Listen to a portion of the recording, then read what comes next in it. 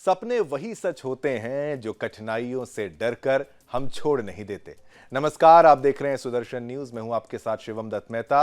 9 बजने वाले हैं और समय हो गया है आपके पसंदीदा शो, एकमात्र पसंदीदा सुपर प्राइम टाइम शो जनमत का। एकमात्र ऐसा शो जहां आप हर खबर पर पोल के माध्यम से भाग लेते हैं। सोशल मीडिया प्लेटफॉर्म एक्स पर वहां जाकर आप वोट करते हैं, तो नतीजे हम आपको रोजाना रात को 9 बजे से पहले ही शो का शुरुआत करके उसको आपको दिखाते हैं और रात को 12 बजे रिपीट टेलीकास्ट में। और आज भी बहुत अहम मुद्दे आपके लिए हम लेकर आने वाले हैं।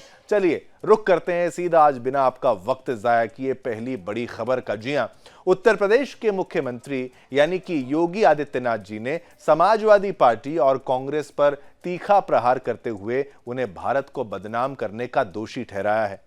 उन्होंने प्रयागराज को लेकर किए गए दुष्प्रचार का उल्लेख करते हुए कहा कि विपक्षी दलों ने प्रयागराज की छवि धूमिल करने में कोई कोर कसर नहीं छोड़ी है। मुख्यमंत्री ने यह बयान महाकुंभ को लेकर संसद में विपक्षी नेताओं द्वारा किए गए दावों के संदर्भ में दिया है सदन में, जिनमें हजारों लोगों की मौत की बात कही गई थी। उन्होंने स्पष्ट किया कि महाकुंभ के दौरान न केवल लोगों की सुरक्षा सुनिश्चित की गई, बल्कि प्रशासन ने 28,000 बिछड़े लोगों को उनके परिवारों से मिलाने का कार्य भी किया है। मुख्यमंत्री योगी आदित्यनाथ ने समाजवादी पार्टी पर पक्षपातपूर्ण नीतियों का आरोप लगाते हुए कहा कि उनकी सरकार बिना भेदभाव के लोगों को सहायता प्रदान कर रही है।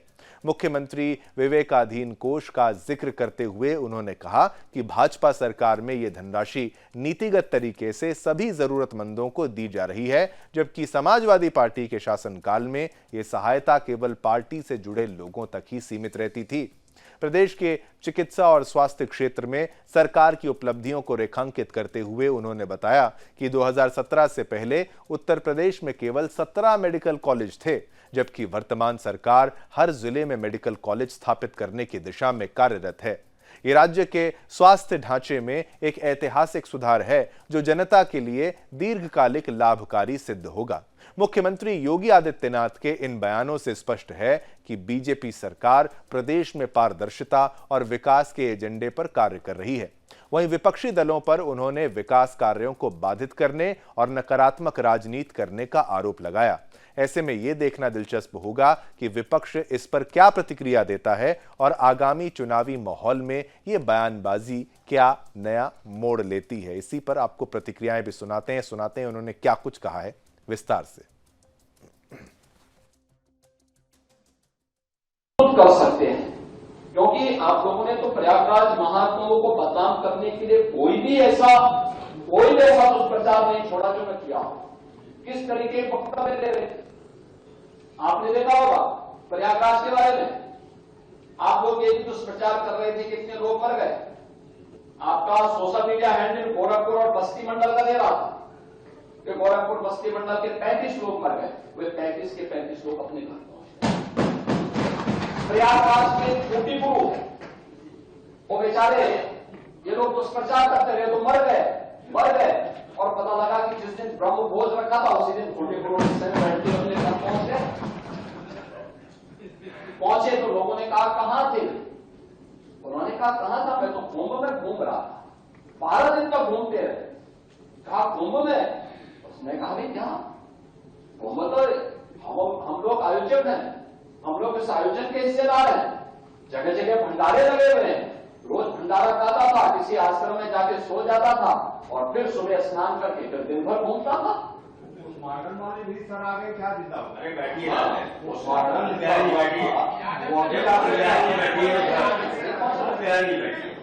हमने स्पष्ट कहा है प्रयागराज का मेडिकल कॉलेज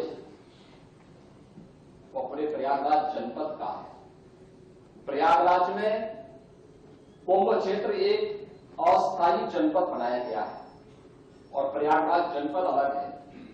पूरी कमिश्नरी का प्रमुख मेडिकल कॉलेज है। कोई भी एक्सीडेंट होगा, कोई भी बीमार होगा, कोई भी व्यक्ति किसी अन्य नेचुरल डेथ के कारण जाएगा तो वो सारी डेड बॉडी आपके मेडिकल कॉलेज में पहुंचेगी। और इसीलिए हमने कहा ना, जिसकी जैसी दृष्टि थी उसको वैसी सृष्टि नजर आई। और ठीक कहा, सोशल मीडिया हैंडल पे जो सज्जन इस पे टिप्पणी कर रहे थे कि गिद्धों को केवल भाषी नजर आ रही थी। उनको स्वच्छता नजर नहीं आ रही, उपचार हो रहे हैं ये नजर नहीं आ रहा था। वे केवल इस पे नजर लगाए थे कैसे बदनाम कर सके। कोई पार्लियामेंट में कह रहा है हजारों लोगों की मौत हो गई। इस तरह कुंभ का परिणाम है 28,000 लोगों को उनके परिवारजनों से जलाने का काम किया। और आप लोग परेशान इस बात को लेकर के थे कि घर की पत्नी को वहां गुम करने के लिए लोग गए, लेकिन पता लगा कि वो फिर से किसी कुंभ में ढूंढ करके परिवार वालों से जला दिया। एक बार में 3 दिन बाद जला दिया। तो इनकी परेशानी तो इस बात को लेकर के। तो ये महोदय, ये सभी चीजें वहां पर हम लोगों को इस रूप में देखने को मिली। लेकिन समाजवादी पार्टी का जो आचरण इस देश से था वह, या कांग्रेस का जो आचरण था वह किसी भी दिशा में भारत को बदनाम करने, और मैं तो बार बार कहता हूं कि आपकी लड़ाई बीजेपी से हो सकती है, लेकिन आप बीजेपी से लड़ते लड़ते कभी भारत से ही लड़ने लगते हैं। मत लड़िए भारत से, ये देश आपका भी है, जितना अधिकार हमारा है उतना ही आपका भी है। भारत के महापुरुषों के प्रति इस प्रकार की अलग टिप्पणी मत करिए। मुख्यमंत्री विवेकाधीन कोष से पिछले 8 वर्ष के अंदर जितनी धनराशि दी गई है, बिना भेदभाव के, न किसी की जाति देखी जाती है, न किसी का क्षेत्र, न किसी की भाषा, और न ही किसी के बारे में अगर वह जिलाधिकारी 3 दिन के अंदर अपनी रिपोर्ट भेजता है, वह राशि उस परिवार को तत्काल उपलब्ध करनी चाहिए। और मैं चाहूंगा एक बार समाजवादी पार्टी की सरकार के समय जिसके बारे में बराबर ये चर्चाएं होती थी कि केवल समाजवादी पार्टी से जुड़े हुए लोगों को ही पैसा मिलता था, शेष लोगों को नहीं मिलता था। और आपके समय में क्या होता था, यानी हर कार्य को समाजवादी नाम दे। बस सेवा भी पैसा सरकारी, लेकिन उसका नाम है समाजवादी बस सेवा। पेंशन पैसा सरकार का, लेकिन समाजवादी पेंशन की स्कीम। चलिए, खबर आपने देखी और इस खबर पर पोल के माध्यम से जो प्रश्न पूछा हमने वो भी आपके टेलीविजन स्क्रीन पर। भारत को बदनाम करने में जुटी है सपा कांग्रेस, ये जो आरोप लगाया है क्या सही है? 98% लोग कहते हैं हाँ, 2% असहमत हैं, लेकिन बहुमत, प्रचंड बहुमत इस बात से सहमत है। अब आगे बढ़ते हैं, अगली खबर का रुख करते हैं। प्रधानमंत्री नरेंद्र मोदी ने बिहार के भागलपुर में आयोजित एक कार्यक्रम में विपक्ष पर तीखा प्रहार किया। हमने आपको असम वाला वीडियो भी दिखाया था, कैसे पीएम मोदी वहां पर पहुंचे थे, लेकिन बिहार का भी दौरा था और बिहार में क्या कुछ खास था, ये वो खबर है। देखिए, जो विपक्ष पर हमला जो उन्होंने किया है, वो तीखा प्रहार क्या किया है वो मैं आपको बता दूं। उन्होंने खासकर राष्ट्रीय जनता दल आरजेडी प्रमुख लालू यादव को निशाने पर लिया है। प्रधानमंत्री ने किसानों के कल्याण को लेकर एनडीए सरकार की उपलब्धियां गिनाते हुए विपक्ष पर पिछली सरकारों में किसानों की अनदेखी करने का आरोप लगाया। उन्होंने कहा कि एक समय ऐसा था जब किसानों को खाद के लिए लाठियां खानी पड़ती थीं, लेकिन एनडीए सरकार ने स्थिति को पूरी तरह से बदल दिया है। पीएम मोदी ने लालू यादव पर सीधा हमला बोलते हुए कहा, जो लोग पशुओं का चारा खा सकते हैं वो किसानों की स्थिति को कभी नहीं बदल सकते। ये टिप्पणी लालू यादव के चारा घोटाले से जोड़कर की गई, जो दशकों तक बिहार की राजनीति में भ्रष्टाचार का प्रतीक बना रहा। प्रधानमंत्री ने दावा किया कि उनकी सरकार ने किसानों को खाद, बीज और अन्य जरूरी सुविधाएं समय पर उपलब्ध कराई हैं, जिससे खेती में क्रांतिकारी बदलाव आया है। प्रधानमंत्री नरेंद्र मोदी ने प्रयागराज महाकुंभ पर लालू यादव की हालिया टिप्पणी पर भी कड़ी प्रतिक्रिया दी। लालू यादव ने कुंभ को फालतू करार दिया था, जिस पर पीएम मोदी ने पलटवार करते हुए कहा कि महाकुंभ जारी है, लेकिन जंगल राज वाले इसे गाली देने में जुटे हुए हैं। राम मंदिर से चिढ़ने वाले लोग महाकुंभ को कोसने का कोई मौका नहीं छोड़ रहे हैं, लेकिन बिहार की जनता ऐसे लोगों को कभी माफ नहीं करेगी।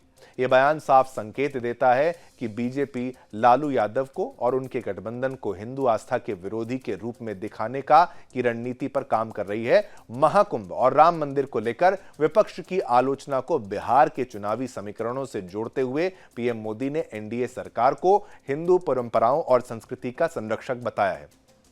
पीएम मोदी का यह हमला स्पष्ट रूप से बिहार की राजनीति में बड़े बदलाव की ओर संकेत करता है। उन्होंने बिहार के मुख्यमंत्री नीतीश कुमार को अपना लाडला बताकर यह दर्शाने की कोशिश की है कि भाजपा और जदयू के बीच मतभेद खत्म हो गए हैं और दोनों दल एकजुट होकर चुनावी समर में उतरेंगे। वहीं लालू यादव पर सीधा हमला कर यह संकेत दिया कि भाजपा महागठबंधन को भ्रष्टाचार और हिंदू विरोधी राजनीति से जोड़कर जनता के सामने पेश करेगी।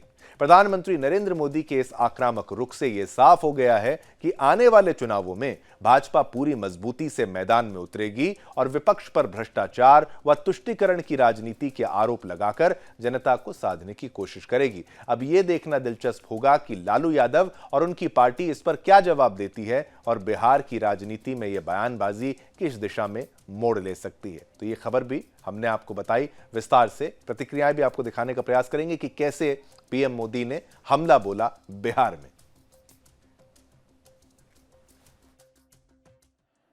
एनडीए सरकार भारत की गौरवशाली विरासत के संरक्षण और वैभवशाली भविष्य के निर्माण के लिए एक साथ काम कर रही है।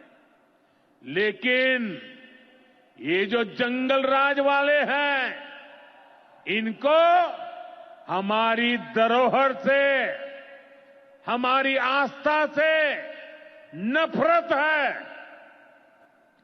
इस समय प्रयागराज में एकता का महाकुंभ चल रहा है। ये भारत की आस्था का, भारत की एकता और समरसता का सबसे बड़ा महोत्सव है। पूरे यूरोप की जितनी जनसंख्या है, उससे भी ज्यादा लोग अब तक एकता के इस महाकुंभ में डुबकी लगा चुके हैं, स्नान कर चुके हैं। बिहार से भी गांव-गांव से श्रद्धालु एकता के इस महाकुंभ होकर आ रहे हैं। लेकिन ये जंगलराज वाले महाकुंभ को ही गाली दे रहे हैं। महाकुंभ को लेकर भद्दी भद्दी बातें कर रहे हैं। राम मंदिर से चिढ़ने वाले लोग महाकुंभ को भी कोसने का कोई मौका नहीं छोड़ रहे हैं।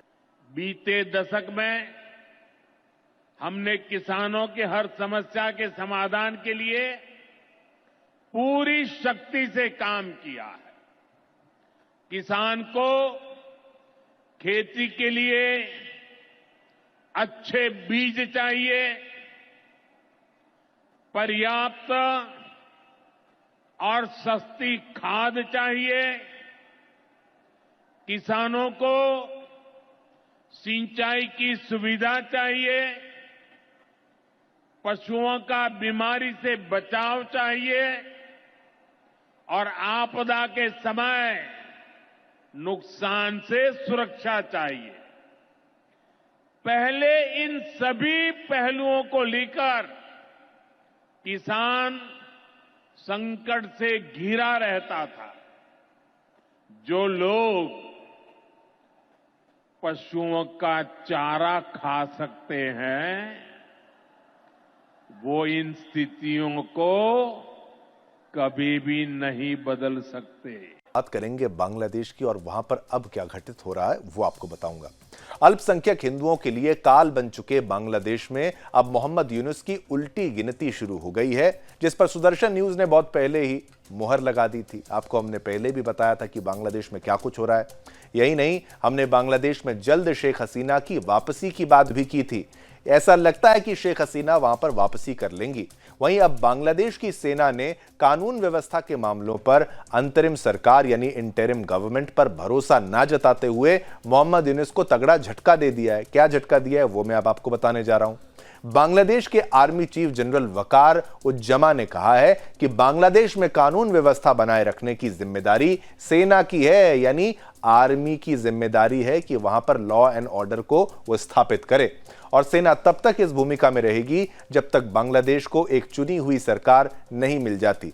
उनका यह बयान ऐसे समय पर आया है जब बांग्लादेश की खराब कानून व्यवस्था वैश्विक मुद्दा बन चुकी है, जहां अल्पसंख्यक हिंदुओं पर होते कट्टर इस्लामी हमलों के मुद्दों पर यूनुस सरकार आलोचना का सामना कर रही है।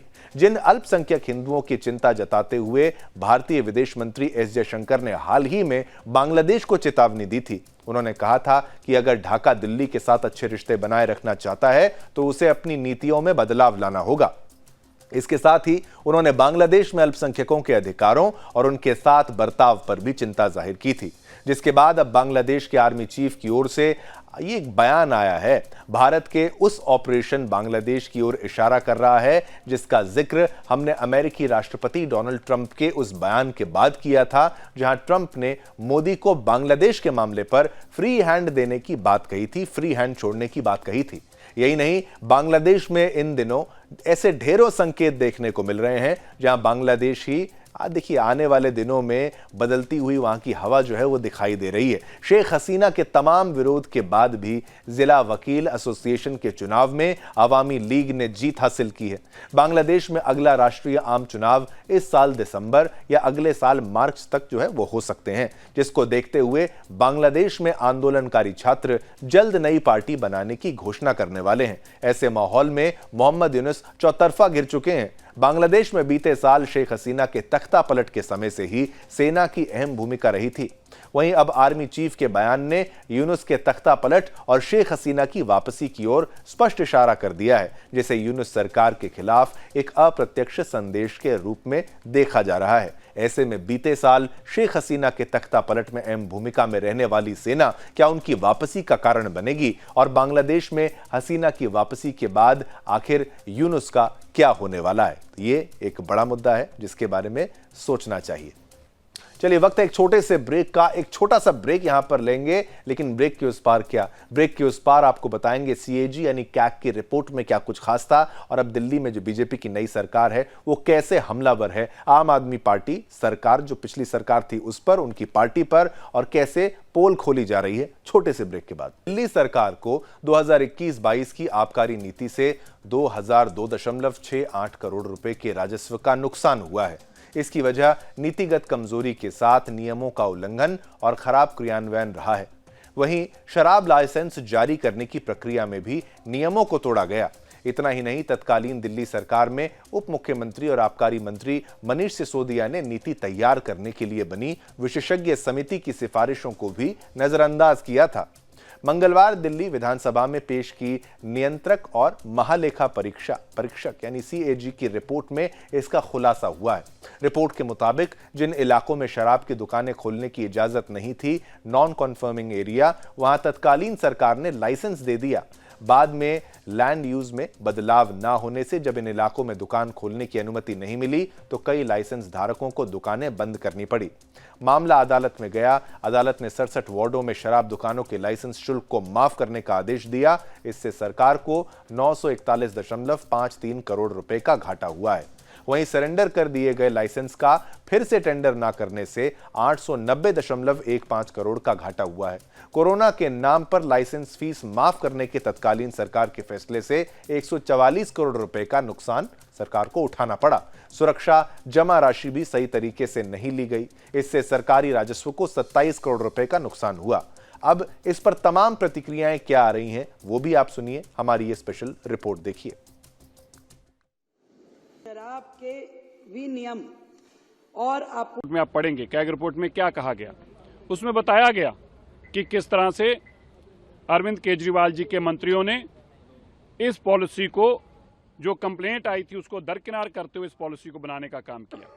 कैग रिपोर्ट में यह भी सामने आया कि लगभग 4004 करोड़ रुपया, लगभग 4004 करोड़ रुपए का लॉस हुआ है रेवेन्यू को अरविंद केजरीवाल जी के इस अपने दोस्तों को शराब काम देने से। कैग रिपोर्ट में यह भी सामने आया कि 3 बड़े घरानों को, जिनका अरविंद केजरीवाल जी के साथ सीधा सरोकार था, उनके दोस्त थे, उनको 71% शराब का दिल्ली का काम दिया गया है। 71%। इसमें कैग रिपोर्ट में यह भी सामने आया कि अरविंद केजरीवाल जी ने अपने दोस्तों को काम देने के लिए, वो एलिजिबल नहीं थे, तो उनको नकली पार्टनरशिप 1% की पार्टनरशिप बड़ी कंपनियों में देकर उनको शराब घोटाले का काम, शराब का काम दिया गया। वो हंगामा कर रहे थे इस रिपोर्ट को ना आने देने के लिए। लेकिन ये सीएजी की रिपोर्ट एक वो दस्तावेज है जो अरविंद केजरीवाल, मनीष सिसोदिया के आम आदमी पार्टी के काले कारनामों का चिट्ठा खोलता है। ये सीएजी रिपोर्ट बताती है कि कैसे आम आदमी पार्टी ने पूरी दिल्ली की जनता को लूटने का काम किया है, हजारों करोड़ की चोरी और दलाली और कमीशन खाने का काम किया है। ये सीएजी रिपोर्ट बताती है कि कैसे नियमों का उल्लंघन किया गया है, एक्सपर्ट की राय को बाहर उठा के फेंका गया है। जहां 2 दुकानें एक आदमी को मिलनी चाहिए थी, वहां 54 दुकानें तक दी गई हैं। तो ये रिपोर्ट बताती है कि कैसे अरविंद केजरीवाल ने अपने फायदे के लिए, अपनी चोरी, अपनी कमीशन बढ़ाने के लिए कैसे परसेंटेज में हेरफेर किया है, कैसे रेजिडेंशियल और प्राइवेट रिलीजियस जगहों पे दुकानें खोलने का काम किया है। तो इस डिटेल इस रिपोर्ट में सीधा सीधा यह है कि ट्रांसपेरेंसी नहीं थी, मैनिपुलेशन था, चोरी थी, कमीशन थी, दलाली थी और अरविंद केजरीवाल और उनकी पार्टी ने ये काम किया है। आउट नहीं किया है। उन्होंने कोशिश की थी कि सीएजी की रिपोर्ट टेबल ना हो, तो शोर मचा के हाउस को डिस्टर्ब करना चाहते थे, इसलिए स्पीकर साहब ने उनको निकाला है। और मैंने तो अपने भाषण में बोला है कि हम चाहते थे ओपोजिशन अंदर रहे, उनकी आंख में आंख डाल के बात करें, लेकिन सीएजी का डर इतना है, जेल जाने का डर इतना है कि बाबा साहब की फोटो के पीछे छिपने की कोशिश कर रहे हैं। 2017 से लेकर 2021 तक की ऑडिट रिपोर्ट दिल्ली विधानसभा के पटल पर प्रस्तुत की गई। इस रिपोर्ट में 8 चैप्टर हैं। उस 8 चैप्टर में से पहले 7 चैप्टर 2017 से 2021 के दौरान जो दिल्ली की ओल्ड एक्साइज पॉलिसी थी उसकी ऑडिट रिपोर्ट है। उस पॉलिसी की खामियां हैं, उस पॉलिसी में क्या क्या करप्ट प्रैक्टिसेस थी उनको उजागर किया गया है। और एक चैप्टर जो दिल्ली सरकार द्वारा लाई गई न्यू एक्साइज पॉलिसी थी उस पर है। प्रधानमंत्री नरेंद्र मोदी के वोकल फॉर लोकल अभियान को बढ़ावा देने के लिए नोएडा के शिल्प हाट में सरस आजीविका मेला 2025 का आयोजन किया गया है। 21 फरवरी से शुरू हुआ ये मेला 10 मार्च तक चलेगा, जिसमें देश भर के कारीगर, ग्रामीण महिलाएं और शिल्पकार अपनी कला और उत्पादों का प्रदर्शन कर रहे हैं। इस बार मेले की खास थीम लखपति दीदी की निर्यात क्षमता का विकास रखी गई है। देखिए, लखपति दीदी बात आपको पहले भी याद होगा। अब जिससे ग्रामीण महिलाओं को आत्मनिर्भर बनाने पर जोर दिया जा रहा है। आज केंद्रीय कृषि मंत्री शिवराज सिंह वीडियो कॉन्फ्रेंस के जरिए जुड़े, वहीं केंद्रीय ग्रामीण विकास राज्य मंत्री कमलेश पासवान और चंद्रशेखर भी इस कार्यक्रम में मौजूद रहे।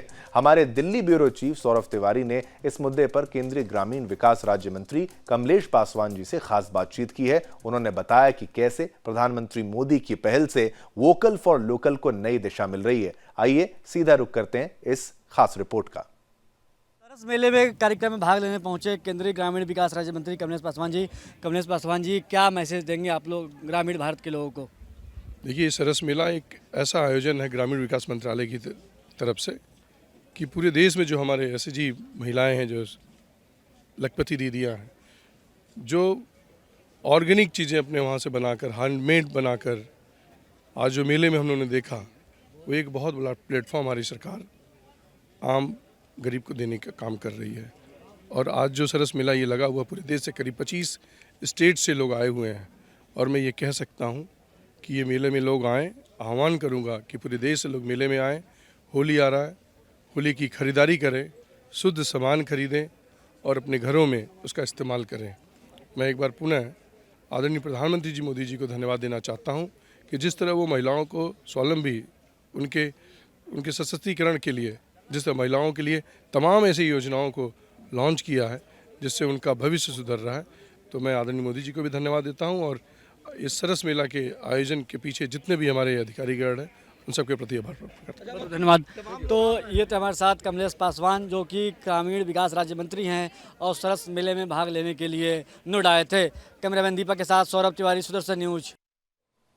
चलिए अब आगे बढ़ते हैं। अब बात करेंगे महाकुंभ की। और आपको जैसा कि पता है कि कल महाशिवरात्रि का पावन पर्व है और सुबह से ही हमारे चैनल पर आपको लाइव प्रोग्रामिंग, लाइव कवरेज और 25 अलग अलग स्थानों से, महत्वपूर्ण स्थानों से, शिवालयों से शिवलिंग की तस्वीरें भी दिखाएंगे और उन पूजा अर्चना की तस्वीरें भी दिखाएंगे। लगातार सुबह से हमारा प्रसारण जारी रहेगा। लेकिन कल क्या होगा खास और आज क्या है खास महाकुंभ को समर्पित और महाशिवरात्रि को भोलेनाथ को समर्पित, ये हमारी स्पेशल रिपोर्ट देखिए।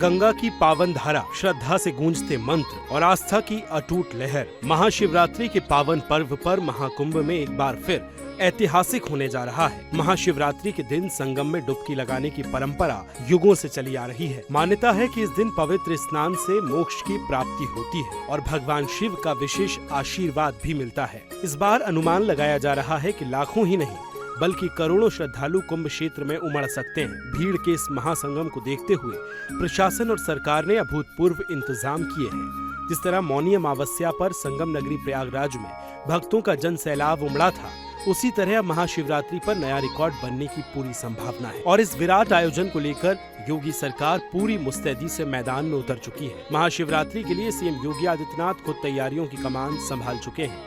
हर गली, हर घाट, हर मार्ग पर सुरक्षा व्यवस्था चाक चौबंद की जा रही है। यूपी पुलिस प्रशासन और स्वास्थ्य विभाग हर पल सतर्क है, जिससे शिव भक्तों को सुविधा और सुरक्षा दोनों मिल सके। महाकुंभ में श्रद्धालुओं की सेवा को ध्यान में रखते हुए स्वास्थ्य व्यवस्थाओं को पहले से कहीं अधिक मजबूत किया गया है। RSN अस्पताल, जो पहले 52 ICU बेड के साथ संचालित होता था, अब इसे बढ़ाकर 147 बेड तक का कर दिया है। इसमें कार्डियोलॉजी विभाग में 23 बेड, सर्जिकल ICU में 10 बेड, बाल रोग ICU में 10, नवजात ICU में 15 और न्यूरोलॉजी ICU में 10 बेड की व्यवस्था की गई है। हर जरूरी सुविधा को ध्यान में रखते हुए डॉक्टर्स, नर्स और मेडिकल स्टाफ की तैनाती की जा रही है, ताकि कोई भी श्रद्धालु किसी भी तरह की असुविधा का सामना ना करे। महाशिवरात्रि की रात जब शिव भक्त हर हर महादेव के जयकारों के साथ गंगा किनारे दीप प्रज्वलित करेंगे, तब पूरी कुंभ नगरी शिवमय हो उठेगी। साधु संतों के शास्त्रार्थ, चर्चाएं, भजन, कीर्तन और विशेष शिव अभिषेक इस अद्वितीय पर्व को और भव्य बना देंगे। ये केवल एक मेला नहीं बल्कि भारत की आध्यात्मिक शक्ति का प्रतीक है। महाकुंभ का ये महाशिवरात्रि पर्व आस्था, भक्ति, संस्कृति का एक अनूठा संगम बनेगा। अब देखना ये होगा कि इस बार कितने श्रद्धालु एक नया इतिहास रचते हैं।